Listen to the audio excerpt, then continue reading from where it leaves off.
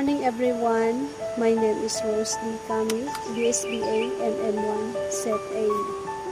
What I have learned in Soksai 1-2. What is the global interstate system? The global interstate system refers to the way different countries or states interact with each other on a global level.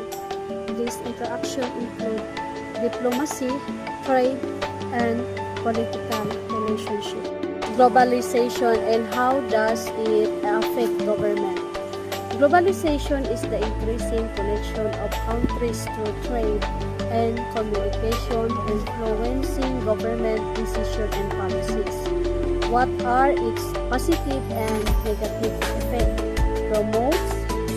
The positive effect is to promote economic growth and cooperation, while the negative effect is can reduce government control and create dependency.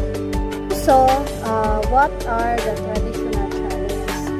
The traditional challenges are long-standing issues like war, poverty, and security threats that countries continue to face.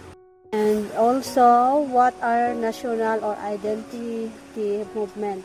These are movements where groups seek independence or express their cultural identity. So, the effect of this can create unity within groups, may cause conflict and division. Of course, magkakos talaga ng division and conflict because of identity or effects ng identity movement. Also, I learned the global economics, studies how countries interact through trade, investment, and financial system. The importance of this to create job and economic growth and to lead inequality and crisis. Also, we have a non-government organization or what we call in the short NGOs. The NGOs are independent organizations that operate separately from the government and aim to help communities and address social issues.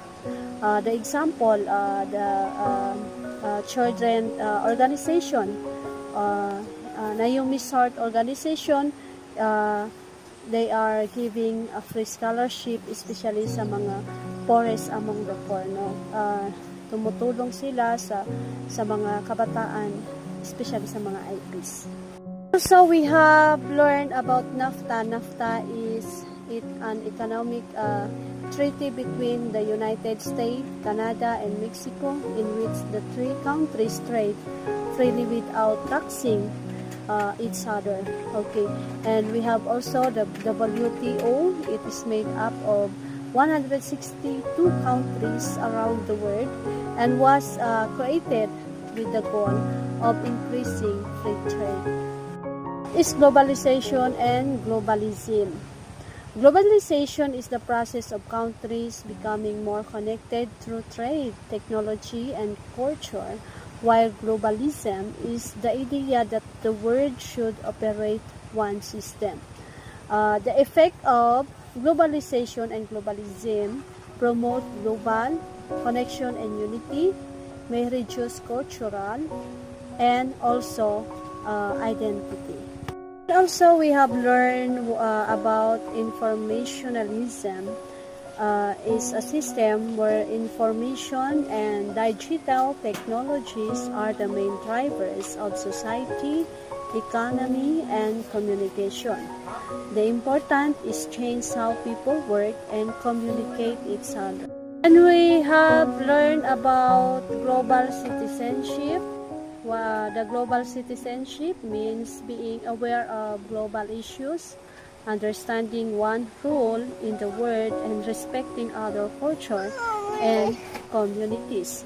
Like what we say that we need to respect what the culture in other country, what their belief and tradition. So we cannot apply our culture here if we go to other country. So we need to understand and to apply to respect what their belief and guys.